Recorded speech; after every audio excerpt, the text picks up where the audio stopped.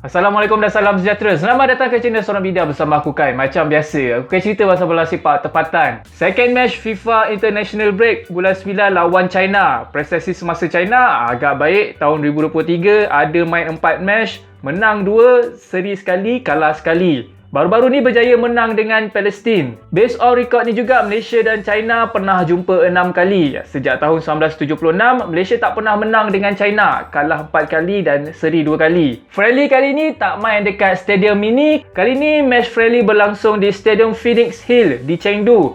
Venue yang lebih canggih dan moden, mempunyai kapasiti sebanyak 60,000 tempat duduk. Dengar audio dekat TV, Ultras China ni Chen macam bunyi-bunyi dekat Stadium Europe. Ramai juga rakyat China ni tengok bola rupanya. Sampaikan Kapten China letak player Malaysia dekat depan Ultras China dorang. Kononnya nak bagi player kita ni goyang lah sikit. China memang tak bagi chance. Walaupun lawan dengan pasukan yang ranking 136, tapi diorang tetap menurunkan the best player yang diorang ada. Antaranya 3 player naturalisasi iaitu Liki atau nama sebenar dia Nico Yenaris, main dekat defensive midfield. Ada kerakyatan England dan pernah bermain dengan Arsenal. Selain tu Jian Guangtai atau nama sebenar Tyus Browning, main dekat centre back, mempunyai kerakyatan England juga, pernah beraksi bersama Everton, Sunderland dan Wigan Athletic. Seorang lagi player naturalisasi China daripada Brazil, striker Aikeson atau nama sebenar Elkeson Cardoso. Beberapa player lokal China pun ada pengalaman main dekat Europe, macam Zun Jin main dekat Atletico Madrid, Wang Xianyun main dekat Club Brugge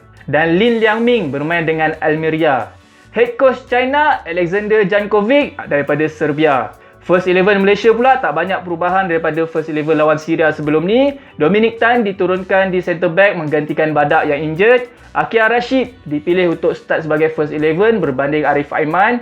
Paulo Josue berada di posisi sebenar di midfield dan Darren Lock sebagai main striker. Kali ni Dion Kool sebagai kapten. Atas kertas, Malaysia kekalkan formasi 4-3-3, China pula dengan formasi 3-4-3. Tapi atas padang nampak Malaysia bermain dengan formasi 3-4-3 ketika menyerang dan bentuk 5 pertahanan menurunkan Brandon Gunn ketika bertahan. Tak sangka bila Malaysia mampu buat kejutan untuk skor gol seawal minit kedua menerusi Darren Lock. Tapi Mickey offside pula walaupun dah buat cutback menarik kepada Darren Lock. First half ni China banyak attack menerusi flank diorang, menghantar bola daripada kiri dan kanan, crossing bola ke dalam kotak penalti dan mengharapkan player-player diorang yang tinggi untuk dapatkan bola tu. Tapi Malaysia tak perlukan player tinggi untuk skor gol. Hantar Akia Rashid dan Mickey je pada minit ke-11 untuk skor gol. Diam sekejap Ultras China bila pasukan yang berada di ranking 136 dunia mampu leading di home diorang. Malaysia bagi je China pegang ball possession dan hanya press bila bola berada dalam kawasan attacking third. So China terpaksa perlukan free kick pada minit ke-36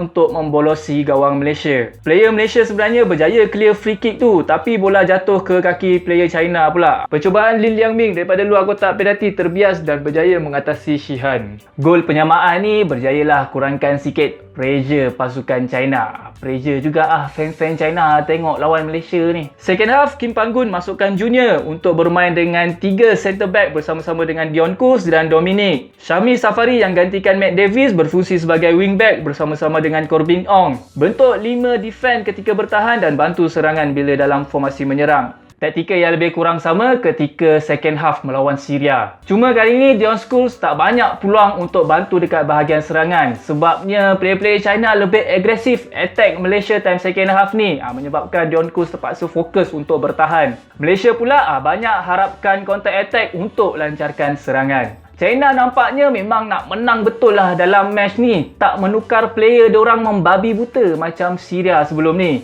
Just terpaksa keluarkan penjaring gol diorang je, Liang Liangming, sebab injured. Nampak kepala lutut dia kena letak ais. Player-player China yang lain ditukarkan dengan player-player yang baru untuk mendapatkan fresh leg, membantu serangan China time second half. Second half, Malaysia ada problem dekat bahagian midfield. Lepas Endrick Dos Santos dan Paulo Jose dikeluarkan, bahagian defend dan attacking macam terputus. Tak ada player midfield untuk linkkan kedua bahagian ni. Tak ada dah hantaran-hantaran pendek di antara player Malaysia. Banyak hantaran straight kepada player forward Malaysia je yang dah siap sedia di marking defend China. So, masukkan Safawi Rashid dan Arif Aiman pun tak membantu jugalah attacking Malaysia. Sebab Malaysia memang fokus bertahan time second half.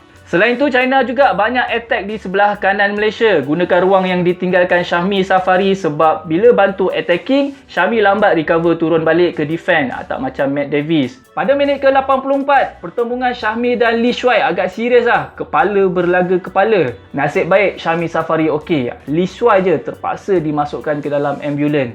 So match tamat dengan keputusan seri 1-1. Walaupun aku ada perasaan yang Malaysia boleh menang sebenarnya dalam match ni, tapi still puas hatilah sebab seri dengan pasukan yang berada di ranking top 100 dan seri dekat away pula tu. So kira keputusan yang positif jugalah untuk Malaysia. Fans China sampai nak minta refund lah sebab tak expect China boleh seri dengan Malaysia. So maksudnya Malaysia ni boleh je main baik sebenarnya walaupun dekat mana pun match tu berlangsung. Sekarang ni dah tak ada dah mistake-mistake budak sekolah, main long ball bodoh, main macam tak ada halu tuju. Benda-benda macam tu dah tak ada dalam skuad Malaysia. Player kena yakin je dengan kemampuan diorang dan kita kena mempertahankan kepimpinan Kim Panggun. Aku rasa itu saja untuk video kali ni. Kita jumpa lagi on the next video. Assalamualaikum dan salam sejahtera.